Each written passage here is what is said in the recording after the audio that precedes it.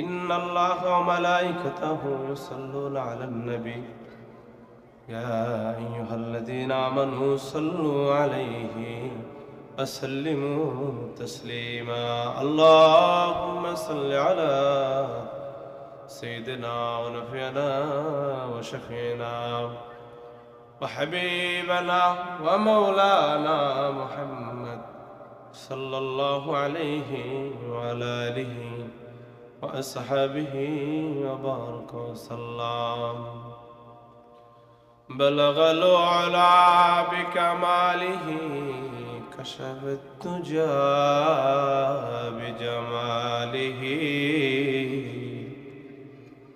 حسنت جميع خصاله صلوا عليه وآله لا إله إلا الله قلنا لا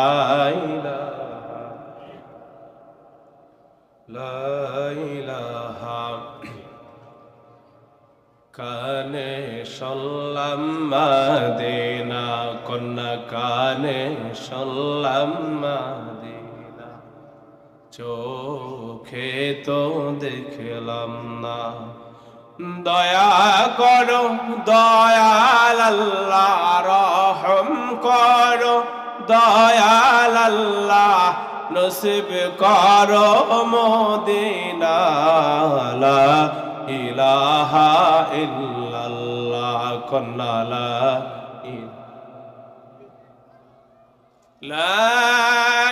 ইলাহা ইল্লাল্লাহ মুহাম্মাদুর রাসূলুল্লাহ। সুবহানাকা লা ইলমা লানা ইল্লা মা 'আল্লামতানা ইন্নাকা আনতাল আলিমুল হাকীম। قال رب اشرح لي صدري ويسر لي أمري واحلل عقدة من لساني يفقه قولي। একদিন তোমারি নাম মসজিদে হবে হবে কি না ভাই? একদিন আমারি নাম মসজিদে হবে তৈরি থেকো তৈরি রেখো কবরের সামান কবরের সামান। একদিন তোমারি নাম মসজিদে হবে ঠিক কিনা? আলহামদুলিল্লাহ, কান্দিপাড়া যুব সমাজ ও মুজাহিদ কমিটির উদ্যোগে 17ম ওয়াজ মাহফিল হালকায় জিকিরের সম্মানিত প্রধান অতিথি, সম্মানিত সভাপতি জনাব বীর মুক্তিযোদ্ধা হাজী মোহাম্মদ নজরুল ইসলাম খান, বিশিষ্ট ব্যবসায়ী। আমার সামনে উপস্থিত আছেন আরো আকাশের তারকা সমতুল্য মুজাহিদ ভাইয়েরা, যুবক ভাইয়েরা, ছাত্র বন্ধুরা, পর্দার অন্তরের মা ও বোনেরা, আসসালামু আলাইকুম ওয়া রাহমাতুল্লাহি ওয়া বারাকাতুহু। সবাই কেমন আছেন? ভালো আছেন সবাই? ভালো রাখার মালিক কে? জোরে বলেন কে? সেই আল্লাহর জন্য আমরা সকলে পড়ছি আলহামদুলিল্লাহ। খুশি হয়েছেন কে? আমরা খুশি করতে চাই কাকে? আল্লাহ যদি খুশি হয়ে যায় আর কোনো চিন্তা আছে? আমাদের নামাজ, আমাদের হজ, আমাদের যাকাত কার জন্য? সব কিছু রেজায়ে মাওলা আল্লাহর জন্য। আর আল্লাহ যদি একবার খুশি হয়ে যায় তো আপনার আমার জিন্দেগিকে সুন্দর করে দিবেন কে? দুনিয়ার সমস্ত মানুষ যদি আমাদের বিপক্ষে থাকে আর আল্লাহ যদি আমাদের পক্ষে থাকে, আমার শায়েখ বলেন যে বাবারা তোমরা আমি দুনিয়া থেকে চলে যাওয়ার পর আমার কবরের উপর যদি তোমরা জুতার মালার উপর জুতার মালা দিয়ে রাখো, জুতার মালার উপর যদি জুতার মালা দিয়ে রাখো, আর আমাকে যদি আমার আল্লাহ মাফ করে দেয়, কে মাফ করে দেয়? আমার আল্লাহ যদি মাফ করে দেয়, তাহলে তোমাদের জুতার মালায় আমার কিছু আসবে যাবে না, আমি আমার আল্লাহর জান্নাতে চলে যাব। সুবহানাল্লাহ। ইয়া أيتها النفس المطمئنة إن ترجعي إلى ربك راضية مرضية فادخلي في عبادي وادخلي جنتي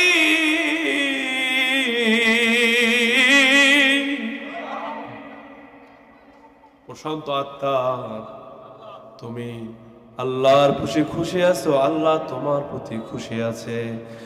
চলো যাই আল্লাহর জান্নাতে চলে যাই।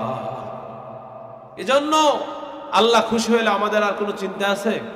কোনো চিন্তা নাই। আমি একখানা কোরআনুল কারীমের আয়াত তেলাওয়াত করেছি, এর মধ্য দিয়ে কিছু কথা বলার চেষ্টা করব ইনশাআল্লাহ।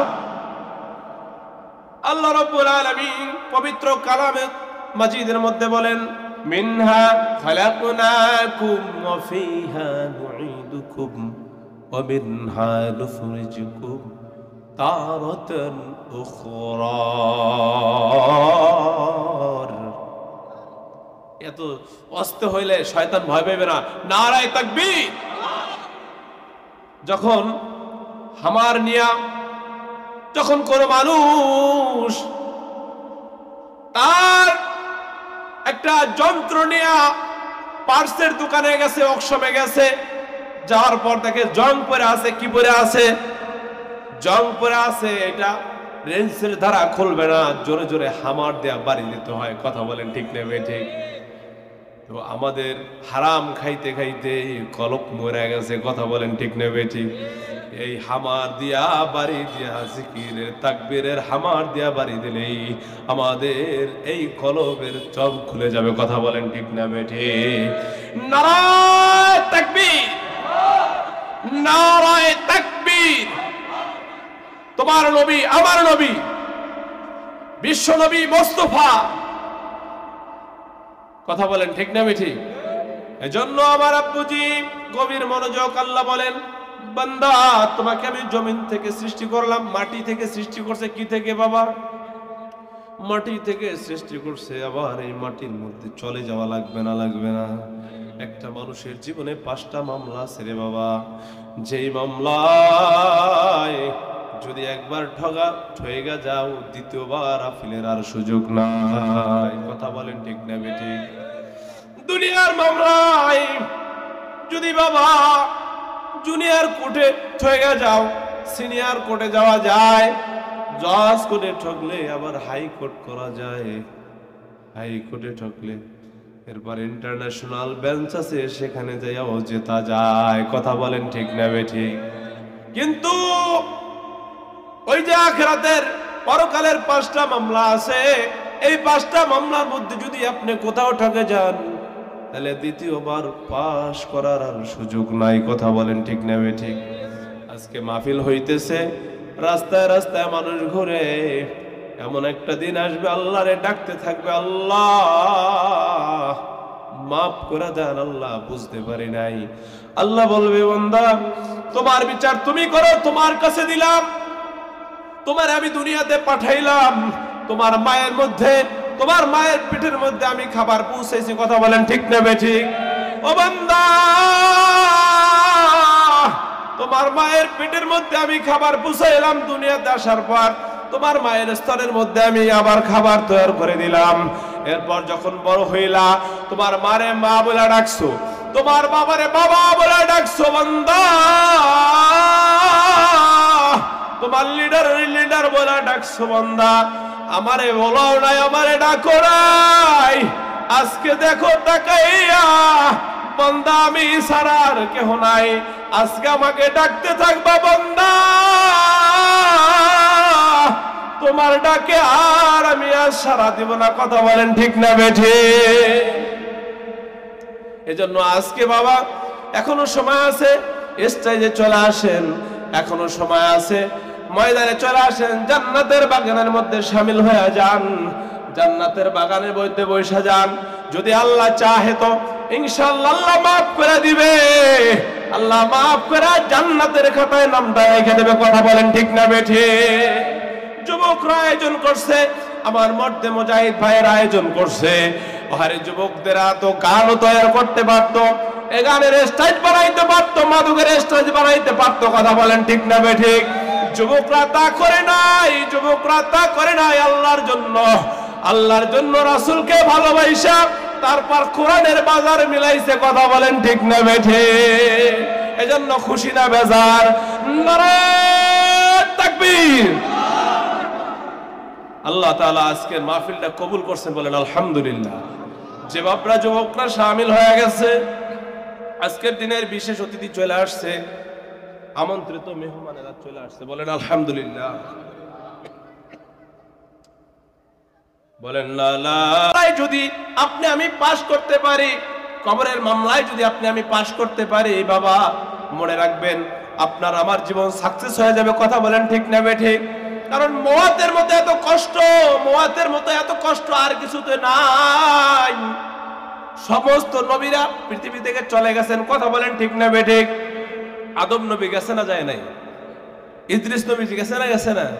সব নবীরা গেছে, শুধুমাত্র আমাদের নবী হযরত মুহাম্মদুর রাসূলুল্লাহ সাল্লাল্লাহু আলাইহি সাল্লামকে যখন আল্লাহ তাআলা উঠায় এনেছেন, তখন শুধু তার কাছে পারমিশন চাইছেন। কথা বলেন ঠিক না বেঠিক? আয়েশা পারমিশন চাইছেন।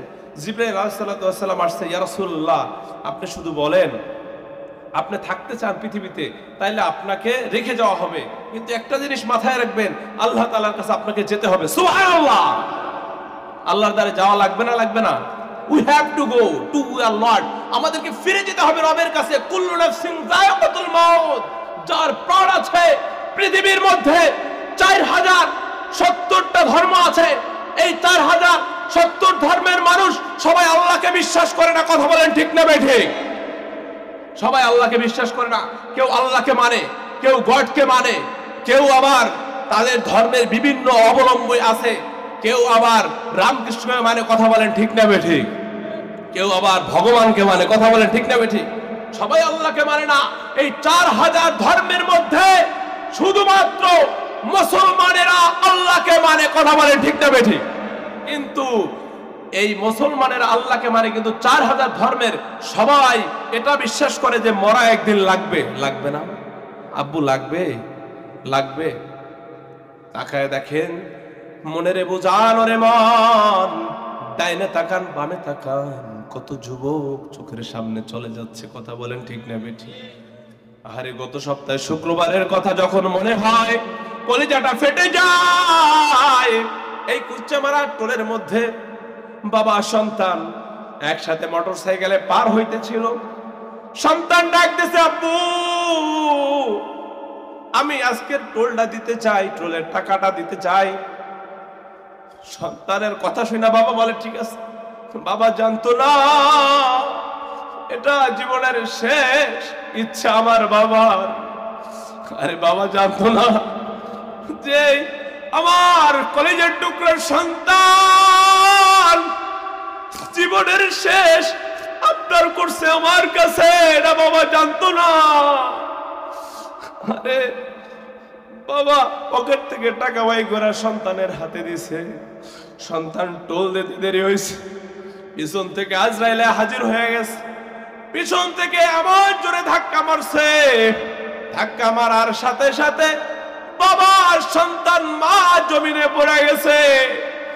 লোকটা ডাক দিয়া বলে, হুজুর, লোকটা ডাক দিয়া বলে, ওই গাড়িতে আমি যাইতেছিলাম, গাড়ির ড্রাইভার বলে, হুজুর দেখলাম চোখের সামনে লোকটা ছটপট ছটপট করতেছে। আর বলে, হুজুর বাবা বলতেছিল, আরে আমি কি দেখলাম? আমি দেখলাম আমার চোখের সামনে আমার কলেজের টুকরো সন্তান মাথার উপর দিয়ে গাড়ি চলে যায়। ও যুবক, পর্দার অন্তরালের মা বোন, গভীর মনোযোগ দিয়ে শোনো, এই দুনিয়া চিরদিনের দুনিয়া নয়, এই দুনিয়ায় থাকার জায়গা নয়। এই দুনিয়া থেকে আজ অথবা কাল আপনাকে আমাকে সকলকে চলে যেতে হবে। কথা বলেন ঠিক না বেঠিক? কেউ থাকতে পারে নাই। আমাদের আকাবিররা যারা ছিল, আমাদের দাদা, আমাদের বাবা, আমাদের তালয়, আমাদের মাওই যারা ছিল, তারা আজকে নাই। কথা বলেন ঠিক না বেঠিক? আজকে বাড়িওয়ালা আছে, বাড়ি আছে কিন্তু ওয়ালা নাই, কথা বলেন ঠিক না বেঠিক? ও বাবা, তাকায় দেখেন কত মানুষের সাথে এই জমিনের মধ্যে বসবাস করছেন, অনেকেই এখন খুঁজে পাওয়া যায় না, আছে না নাই? আরে বাড়িওয়ালা নাই রে, বাড়ি নাই রে দুনিয়াতে। এমন একটা দিন আপনার আমার জীবনে আসবে না, আসবে না? এই দিনটা আসার আগে আমাদেরকে মৃত্যুর জন্য প্রস্তুত হইতে হবে। আহারে নবী আলাইহিস সালাতু ওয়াস সালামেরা তো এভাবে প্রস্তুত হইছেন। আমাদের সাহাবায়ে কেরাম, তাবিঈন, আইমে মুস্তাহিদিন, এছাড়া যারা আল্লাহওয়ালা বুজুর্গ আছে, সবাই কবরের সামান নিয়ে কবরে গেছে, কথা বলেন ঠিক না বেঠিক? তাদের কথা মানুষ এখনো স্মরণ করে। আপনি যদি আমাদের পটুয়াখালী ইয়ারউদ্দিন সালাফ খলিফা রাহমাতুল্লাহ আলাইহির দিকে তাকান, মানুষ আলেম ছিল না, বড় কোনো বুজুর্গ ছিল, বড় কোনো আলেম ছিল না, কিন্তু এখনো যখন তার কবরের পাশ দিয়ে এখনো জাহাজ যায়, একদম স্লো করে তারপর তার কবরের পাশ থেকে যায়, বলেন আল্লাহু আকবার। মইরাও বাদশা হয়ে রয়েছে তারা, কথা বলেন ঠিক না বেঠিক? এজন্য যুবকদের পায়ে হাত দিয়ে বলি, বৃদ্ধ বাবাজিদের পায়ে হাত দিয়ে বলি, বাবা সবাই আল্লাহর দিকে রুজু হয়ে যান। আল্লাহর দিকে যদি আপনি রুজু হয়ে যান, আল্লাহ আপনার দিকে চলে আসবে, কথা বলেন ঠিক না বেঠিক? আল্লাহ বলে, বান্দা তোমরা আমাকে ডাকো, আমি তোমাদের ডাকে সাড়া দিব। কি বলে আল্লাহ? বলে কি? তোমরা আমাকে ডাকো আর তোমাদের ডাকে আমি সাড়া দেব। আর বৃদ্ধদেরকে আমি যতটা পছন্দ না করি, আমি আমার যুবকদেরকে তার চাইতে বেশি পছন্দ করি, বলেন আল্লাহু আকবার। বৃদ্ধ বয়সের সেজদা আর যৌবন বয়সের সেজদা এক, কথা বলেন এক? বলে যুবক জানো না, তুমি যখন জমিনে পদার্পণ করতে থাকো, জমিন যেমন থরালে কাঁপতে থাকে, ও যুবক তুমি যখন সেজদার মধ্যে চলে যাও, আল্লাহর আরশে আজিমের খুঁটি কাঁপতে থাকে। আল্লাহু আকবার বলে।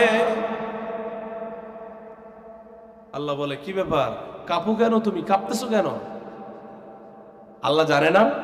আল্লাহ বলে, ওই ফেরেশতা বলে, আল্লাহ কান্দিপাড়া কবরস্থান বাসীদের রুহের মাগফিরাতে যুবকদের উদ্যোগে আজকে মাহফিল হয়েছে, যুবকরা বৈশা তোমাকে ডাকতেছে, কবরবাসীরা দোয়া করতেছে, আল্লাহ তুমি তাদেরকে মাফ করে না দিলে আমি এই আসমানের জমিনে, এই আসমানের এই খুঁটি আমি কাঁপতেই থাকবো। আল্লাহ বলে, ওই যুবকদেরকে আমি মাফ করে দেব। এজন্য খুশি না বেজার? এই মাহফিল হওয়ায় আপনারা খুশি না বেজার? কে কে খুশি? নারায়ে তাকবীর।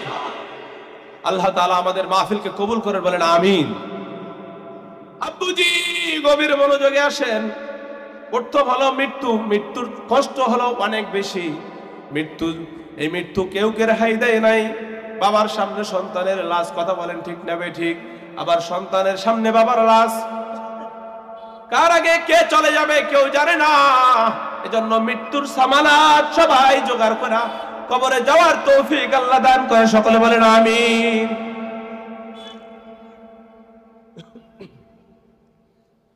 আব্বুজি এরপর হলো কবর।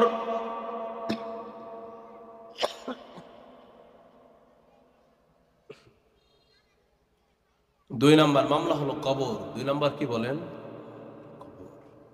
এই কবর বড় ভয়ানক জায়গা। কবর বড় ভয়ানক জায়গা। কবরের মতো এত ভয়ানক জায়গা আর নাই। এজন্য আল্লাহর হাবিব বলছেন, আল কবরু রাউজাতুম মির রিয়াজিল জান্নাহ। এই কবর কারো জন্য হবে একটা জান্নাতের বাগান, সুবহানাল্লাহ বলে। আর কারো জন্য এই কবর হবে একটা জাহান্নামের গর্ত হয়েছে। আব্বুজি লক্ষ্য করুন, কবরে কিন্তু যাওয়া লাগবে। হযরত ওসমান গনি রাদিয়াল্লাহু তাআলা আনহু যখন কবরের পাশে যাইতেন, ও বাবা, কবরের পাশে যাওয়ার সাথে সাথে এত জোরে চিৎকার মারতেন, চিৎকার মেরে কবরের পাশে বসে পড়তেন। সাথীরা বলতেন, ও খলিফাতুল মুসলিমিন ওসমান গনি রাদিয়াল্লাহু তাআলা আনহু, ওসমান তুমি কেন জমিনের মধ্যে বসে গেছো? তুমি কেন চিৎকার মারছো? তুমি তো স্বাভাবিক ছিলা। ওসমান গনি রাদিয়াল্লাহু তাআলা আনহু বলেন, ও আমার সঙ্গীরা, ও আমার সাথীরা, আমি এমনিতে ভালো থাকি, আমার কোনো সমস্যা হয় না। যখন আমি কবরের পাশে আসি, কবর দেখলে আমার বড় ভয় হয়, কারণ কবর, মৃত্যুর পরে প্রথম ঘাঁটি হলো কবর। কথা বলেন ঠিক না ঠিক? কবরে যাওয়া লাগবে না? লাগবে না? কে কে আছেন কবরে যাইবেন না? যাওয়া লাগবে? ও বাবা, কবরের সামান জোগাড় করে যান, কারণ কবরের ডাইনে তাকাইবেন দেখবেন অন্ধকার, বামে তাকাইবেন দেখবেন অন্ধকার, পরে তাকাইবেন অন্ধকার। রাসূল সাল্লাল্লাহু আলাইহি সাল্লাম বাসার মধ্যে তাশরিফ আনলেন ফজরের নামাজের পরে। আম্মা জান খাদিজা রাদিয়াল্লাহু তাআলা আনহা চোখের পানি ফলায়া ফলায়া কান্দে। ফাতেমা রাদিয়াল্লাহু তাআলা আনহা দৌড় দিয়ে গেছে, আব্বু গো, ইয়া রাসূলুল্লাহ, ইয়া হাবিবাল্লাহ, আম্মু কাঁদতেছে। রাসূলুল্লাহ সাল্লাল্লাহু আলাইহি ওয়াসাল্লাম সবচাইতে বেশি মহব্বত করতেন খাদিজা রাদিয়াল্লাহু তাআলা আনহা। কথা বলেন ঠিক না ঠিক? একদিন আম্মা জান আয়েশা দেখতেছে আল্লাহ রাসূল সাল্লাল্লাহু আলাইহি ওয়াসাল্লাম, মুহাম্মদ রাসূলুল্লাহ সাল্লাল্লাহু আলাইহি ওয়াসাল্লাম জায়নামাজের মধ্যে বসে তাহাজ্জুদের সময় হাত উঠায়া কাঁদতেছে, আল্লাহ আপনি আমার খাদিজারে মাফ করে দিয়েন। আল্লাহ আমার খাদিজা, আল্লাহ আমার খাদিজা আমার কাছে প্রিয় ছিল, আপনার কাছে আপনি প্রিয় বানায়া নিয়েন, আমার খাদিজাকে আপনি কবুল করে নেন। তো আয়েশা রাদিয়াল্লাহু তাআলা আনহা পাশ থেকে বলতেছেন, ইয়া রাসূলুল্লাহ, ইয়া হাবিবাল্লাহ, আপনার খাদিজা তো চলে গেছে, আপনার খাদিজার জন্য এখনো কাঁদেন, আমাদের কি আপনার ভালো লাগে না? রাসূল বলেন, আয়েশা রে, তোমরা হলো আমার সুখের দিনের বিবি, আর খাদিজা হলো আমার দুঃখের দিনের বিবি। যখন আমার ডাইনে অন্ধকার, বামে অন্ধকার, সামনে অন্ধকার, পিছনে অন্ধকার, যেদিকে তাকাই সেদিকে অন্ধকার আর অন্ধকার, ওই সময় আমার কলিজার টুকরা খাদিজা আমারে আসল দিয়া ঢাইকা তার পাশে নিয়ে রাখছে, তার সমস্ত সম্পদ আমি রাসূলের পায়ে বিসর্জন দিয়ে দিছে। বলেন সুবহানাল্লাহ। আমার কদমে হাদিয়া দিয়ে দিছে, কোনোদিন জিজ্ঞাসা করে নাই যে আমার সম্পদ দিছি, সম্পদ কি করছো, আর তোমরা তোমার সুখের দিনের বিবি, অতএব আমার খাদিজাকে আমি ভুলতে পারি না। বলেন আল্লাহু আকবার। তো খাদিজা রাদিয়াল্লাহু তাআলা আনহা কাঁদতেছেন, আল্লাহ রাসূল দৌড়ে গেছে, খাদিজা তুমি কেন কাঁদো, তোমাকে আমি ভালোবাসি। সুবহানাল্লাহ। স্ত্রীকে ভালোবাসার দরকার আছে না নাই? স্ত্রীকে ভালোবাসার দরকার আছে না নাই? স্ত্রীকে ভালোবাসলে খুশি হয়ে যায় কে? আবার স্বামীরে ভালোবাসলে খুশি হয়ে যায় কে? স্বামী স্ত্রীর মহব্বতের মধ্যে যে গ্যাঞ্জাম বাজায়, তার চাইতে বড় খারাপ মানুষ পৃথিবীর মধ্যে নাই। কথা বলেন ঠিক না বেঠিক?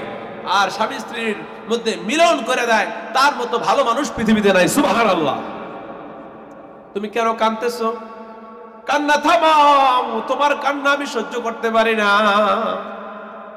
খাদিজা রাদিয়াল্লাহু তাআলা আনহা বলেন, ও গো আল্লাহর নবী, বিশ্ব নবী গো, দুনিয়াতে আমি কাঁদতেছি, আপনি আমার পাশে এসে বসছেন, আমারে সান্ত্বনা দিতেছেন, আমি বিপদে পড়লে আমার কাছে আপনি আসেন।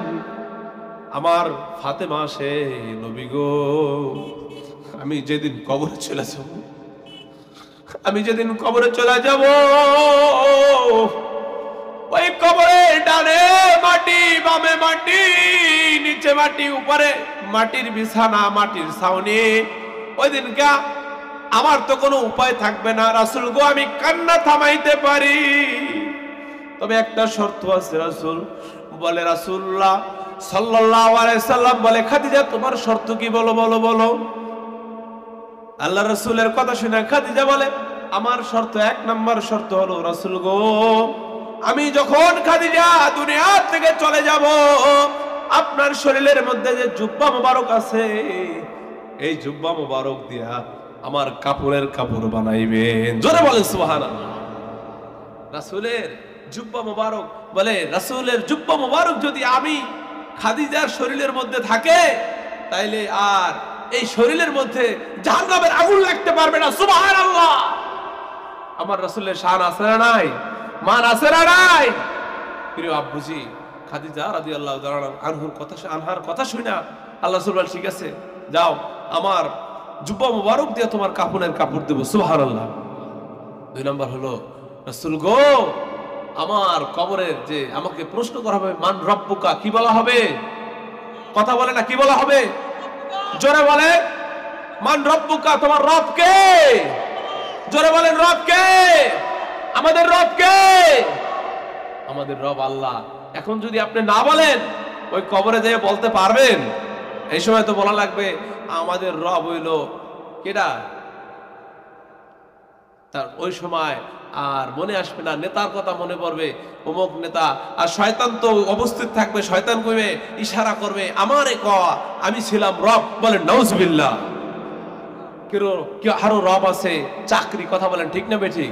কেউ রব বানাই ফেলাইছে ব্যবসারে, কেউ আবার রব বানাই ফেলাইছে তার দলের লিডারের, কথা বলেন ঠিক না বেঠিক? লিডার আপনি যদি না থাকতেন আমার আর বাঁচন আসলে না, কথা বলেন ঠিক না বেঠিক? বাঁচানের মালিক কে? এটা যদি কলমে ফিট করতে পারেন, কবরের মধ্যে যাইলে যখন জিজ্ঞাসা করবে মান রব্বুকা, আপনি কি বলবেন? আমার রব আল্লাহ। তো রাসূলুল্লাহ নবী গো, যখন আমাকে প্রশ্ন করা হইবে, এই প্রশ্নের উত্তরটা আপনি রাসূল নিজে দিবেন। সুবহানাল্লাহ। আল্লাহ রাসূল বলে ঠিক আছে, তুমি খুশি? বলে হ্যাঁ। ও জিবরাইল ভাই, আমি কেন যাই না? আমি আমার খাদিজার প্রশ্নের উত্তর দিয়া তারপর আমি যেতে চাই, কারণ আমার খাদিজা কবরকে বড় ভয় পায়। জন্য বড় বড় বুজুর্গরা কবরের দিকে তাকায় ডাক দিতেন, ওরে আমার মালিক রে, ওরে আমার মাশুক রে, কেমনে একা থাকবো কবরে। কথা বলেন ঠিক না বেঠিক? ওই কবরের সামান নিয়ে আব্বুজি কবরে যান, কারণ খোদা না কাস্তা একবার যদি ঠয়ে বসেন, কবরের মাটি এদিক থেকে ডান দিক থেকে চাপ মারবে, বাম দিক থেকে চাপ মারবে, ডান দিকের পাজরের হাড্ডিগুলা বাম দিকের পাজরের মধ্যে ঢুকায় দিবে। রাসূল বলে এইভাবে ঢুকে যাবে, আহারে জাহান্নামের আগুনগুলা ধা ধা ধা ধা করে আসতে থাকবে। একটা নয়, দুইটা নয়, 99টা সাপ কবরে ভরা যাইবে। নাফরমানের কামড়াইতে থাকবে, নাফরমানের ডাইনে কামড়াইতে থাকবে, ভাই কামড়াইতে থাকবে। আগুন আর আগুন আর আগুন আর আগুন। ও বুঝি ওই কবরের সামান জোগাড় করে কবরে যান, কারণ কবরের মাটি কেউকে চিনবে না। ফাতেমা রাদিয়াল্লাহু তাআলা আনহাকে যখন কবরে রাখা হইল, আবু যর গিফারি ডাক দিয়ে বলে, কবরের মাটি সাবধান, বেয়াদবি করবা না।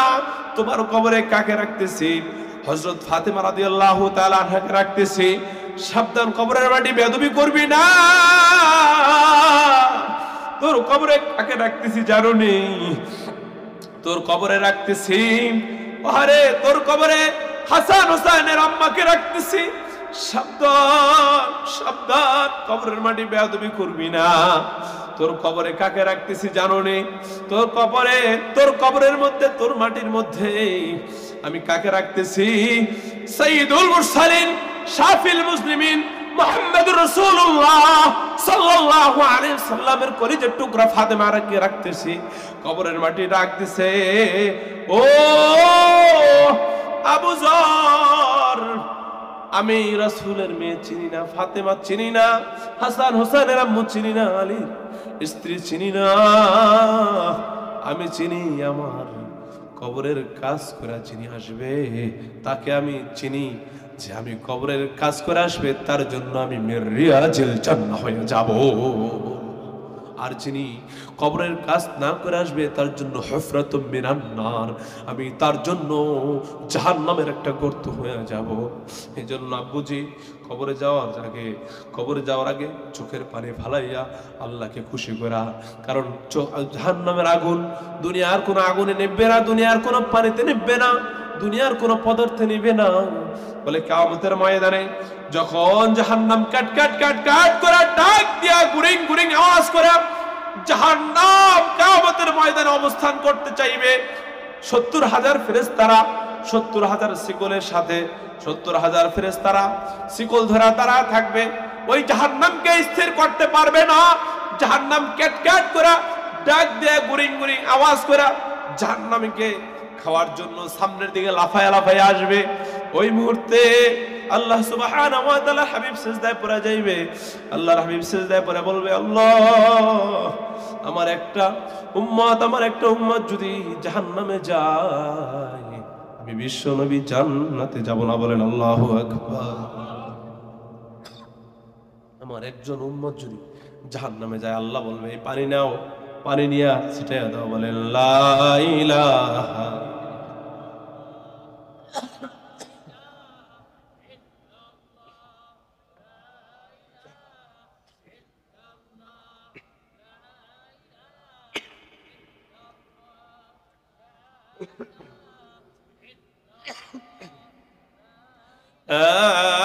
ইলাহা ইল্লাল্লাহু মুহাম্মাদুর রাসূলুল্লাহ সাল্লাল্লাহু আলাইহি ওয়াসাল্লাম।